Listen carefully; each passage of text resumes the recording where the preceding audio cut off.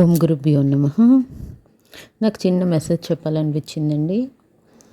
నేను మొన్న ఒకళ్ళ ఇంటికి వెళ్ళాను. మా అపార్ట్మెంట్లో వెళ్తే ఆవిడ స్కూల్లో టీచర్ అనమాట. గర్ల్స్ స్కూల్ నుంచి బాయ్స్ స్కూల్కి వచ్చారట ఆవిడ. అయితే ఆ స్కూల్లో పిల్లలందరూ బూతులు మాట్లాడుతున్నారట. ఎక్కడ చూసినా అదే మాటట. ఈవిడ ఒక వారం రోజులు వెళ్ళి తీసుకున్న తర్వాత ఆవిడ స్కూల్లో పీటీ టీచరు. చూసి ఇంక వినలేక ఇంక నేను వీళ్ళందరినీ మార్చాలని ఆ డ్రిల్ కాబట్టి మొత్తం స్కూల్ అంతా డ్రిల్ చేసినప్పుడు నించున్నారట. నించుంటే ఆవిడ ఒకటి అందట, ఒకే ఒక మాట ఏముందట, మీరు రకరకాల తల్లిదండ్రుల దగ్గర నుంచి ఇప్పుడు చిన్నవాళ్ళైనా పెద్దవాళ్ళైనా రకరకాల పరిస్థితుల్లో రకరకాల తల్లిదండ్రుల దగ్గర నుంచి తర్వాత బయట సమాజంలో పక్కింటి వాళ్ళు ఎదురింటి వాళ్ళు మాటల ద్వారా పిల్లల ప్రవర్తన తీరు వల్ల పెరిగారు. మీరు మీరు మాట్లాడడం తప్పు కాదు, కానీ ఇక్కడికి మీరు మంచి చెప్పాలంటే అటు తల్లిదండ్రులన్నా చెప్పాలి, లేదంటే టీచర్ అన్నా చెప్పాలి. మీరు ఈ మాట మాట్లాడడం చాలా తప్పు.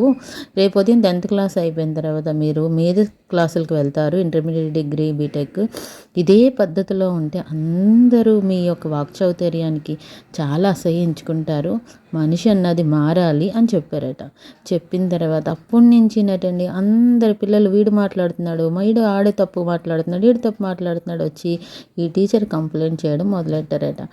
సరే ఇది నీ తప్పు కాదు, ఎవరు మాట్లాడితే నేను కొట్టుకుంటాను అని ఈవిడ అన్నారట, మనల్ని మనం కొట్టుకుందామని.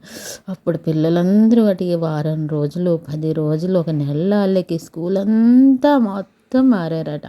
చూసారా, ఒక చక్కటైన సాంగత్యంలో అలాగే మన బయట ప్రపంచంలో కూడా ఇటు పిల్లలు స్కూల్కి వెళ్ళినా ఇటు పెద్దవాళ్ళు కూర్చొని అందరూ కలిసి బతకని కొట్టుకుంటున్నప్పుడు ఎవరు మంచి మాట్లాడుతున్నారు, ఎవరు చెడు మాట్లాడుతున్నారు అని అబ్జర్వేషన్ చేసినప్పుడు ఆ మంచి సాంగత్యంలోకి వెళ్ళారనుకోండి, వాళ్ళ జీవన విధానం అంతా చక్కగా డిజైన్ చేయబడి ఉంటుంది.